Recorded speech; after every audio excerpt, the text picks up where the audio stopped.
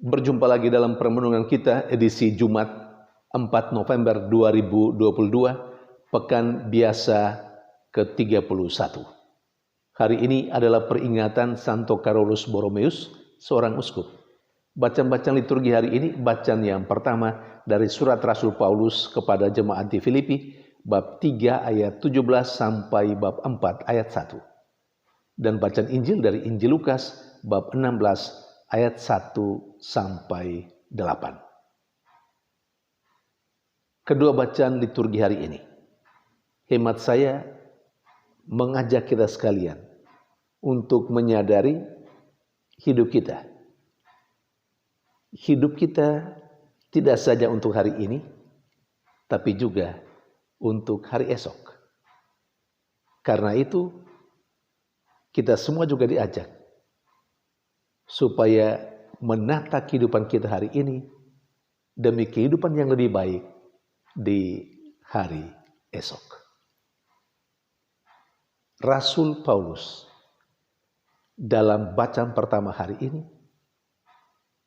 memberi nasihat kepada jemaatnya di Filipi untuk menyadari hal ini, bahwa hidup tidak saja untuk hari ini, tapi juga mesti disiapkan hari ini untuk hidup yang lebih baik di hari esok.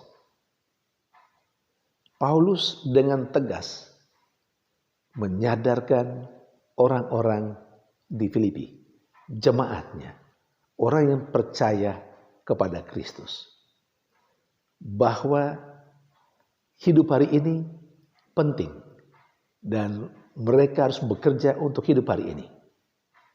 Tetapi di sisi lain, hidup hari ini mesti menjadi sebuah kesempatan menyiapkan diri, menata kehidupan untuk kehidupan yang lebih baik di hari esok, yakni hidup bersama dengan Kristus. Maka Rasul Paulus menggarisbawahi, mengajak jemaatnya di Filipi untuk tidak saja berpikir tentang perutnya, tetapi juga mesti berpikir hidup bersama dengan Kristus di hari esok. Saudari dan saudara yang terkasih, dalam bacaan Injil, melalui perumpamaan tentang bendahara yang cerdik, Yesus sebenarnya juga mau menegaskan bahwa kita harus menggunakan kemampuan akal budi kita. Kita harus kreatif menata kehidupan hari ini demi jaminan keselamatan hidup kita di hari esok. Tentu hidup bersama dengan Tuhan sendiri. Bendahara dalam perumpamaan dalam bacaan Injil hari ini menunjukkan bagaimana dia menggunakan akal budinya dengan cerdik, karena kepadanya diberitahu bahwa dia akan dikeluarkan dari pekerjaannya. Bahasa familiar untuk kita saat ini, dia di PHK. Nah, atas informasi itu dari tuannya, dari raja, dia lalu berpikir apa yang harus dia buat, apa yang harus dia lakukan. Akhirnya dia mempunyai solusi, dan itu karena kecerdikannya. Di sisi lain, solusi itu dia lakukan dengan mempergunakan jabatannya, perannya sebagai bendahara, memakai harta kekayaan tuannya demi mempersiapkan hidupnya, hidup sesudah di PHK atau dikeluarkan dari tempat kerjanya itu. Menggunakan harta kekayaan yang menjadi tugas dan tanggung jawabnya karena dia adalah bendahara, dan itu ia pakai untuk mempersiapkan hidup hari esoknya. Di akhir perumpamaan itu, Tuhan itu memuji bendahara yang cerdik. Dan Yesus menegaskan kepada kita melalui perumpamaan itu, sekali lagi, menggunakan akal budi untuk mendapatkan solusi demi hidup hari esok dan mempergunakan harta kekayaan hari ini demi menyiapkan jaminan keselamatan yang lebih baik di hari esok.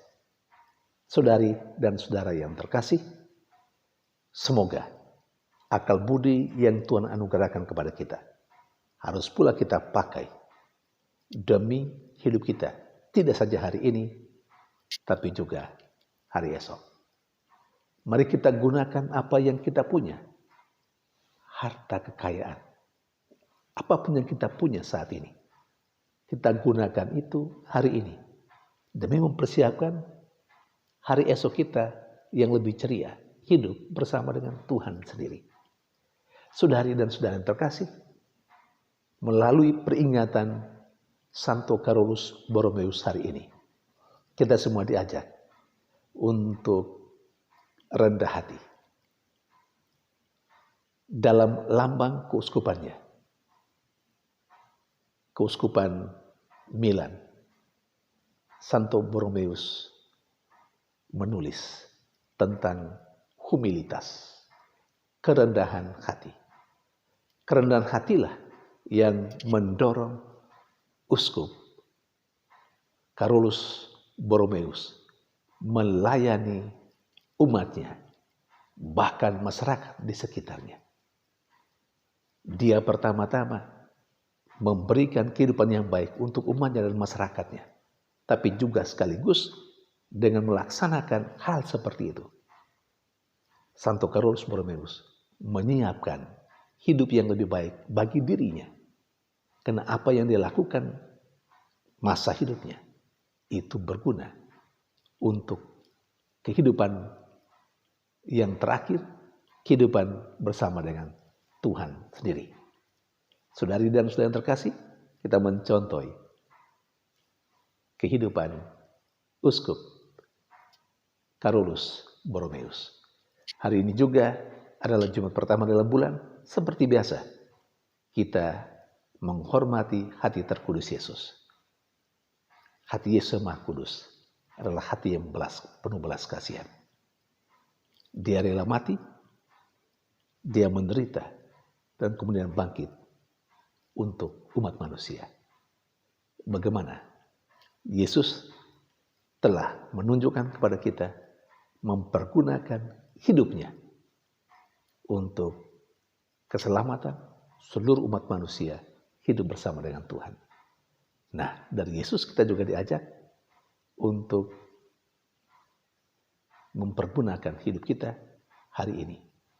Tidak saja untuk keselamatan kita hari esok, tapi juga untuk keselamatan saudara-saudara kita hari ini dan juga hari esok. Tuhan memberkati.